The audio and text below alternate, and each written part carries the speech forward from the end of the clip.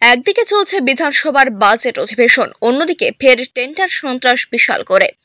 নিগম মাফিয়াদের বারবারন্তের ফের উত্তপ্ত বিশালগড়। সম্প্রতি বিশালগড় মহকুমা পূর্ত দপ্তরের দ্বারা আহত বিশালগড় বিধানসভা এলাকায় দুটি রাস্তা সংস্কারের 91 লক্ষ এবং 82 লক্ষ টাকার টেন্ডার বের হয়। উক্ত কাজ দুটি পায় বিশালগড় অফিস টিলা এলাকার ঠিকাদার গৌতম সাহা। অভিযোগ, কাজগুলো গৌতম সাহা পাওয়ার পর থেকে বিশালগড়ের কতিপয় সমাজদ্রোহীরা কাজ দুটির টেন্ডার তুলে নেওয়ার হুমকি ধমকি দেওয়া শুরু করে ঠিকাদারকে। বৃহস্পতিবার বিশালগড় বাইপাস এলাকায় ঠিকাদার গৌতম সাহার গাড়ি আটক করে আক্রমণ চালায় সমাজদ্রোহীরা।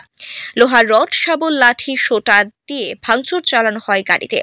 ঘটনাস্থল থেকে কোনো ক্রমে প্রাণ বাঁচিয়ে বিশালগড় থানায় ছুটে আসেন গৌতম সাহা ও তার সহকারী বিভাস সিনহা। আমরা 24 তারিখ দুটো টেন্ডার আছে।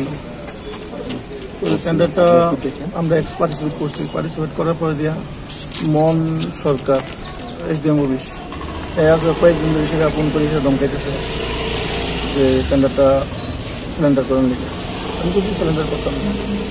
এরপরে যা কোথাছে সিলিন্ডার করতে হবে ওনাকে দেখা দিব। এই আর কি।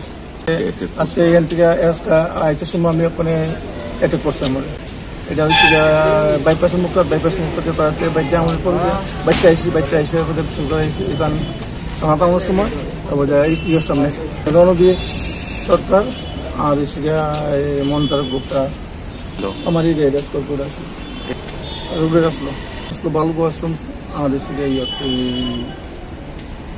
মোটামুটি সুপার স্টার্টিলা কোন রাস্তা হচ্ছে গোকুলনগর রাস্তা আমার তার সাব ডিভিশন হচ্ছে আপনার বিশাল হসপিটাল আসলো।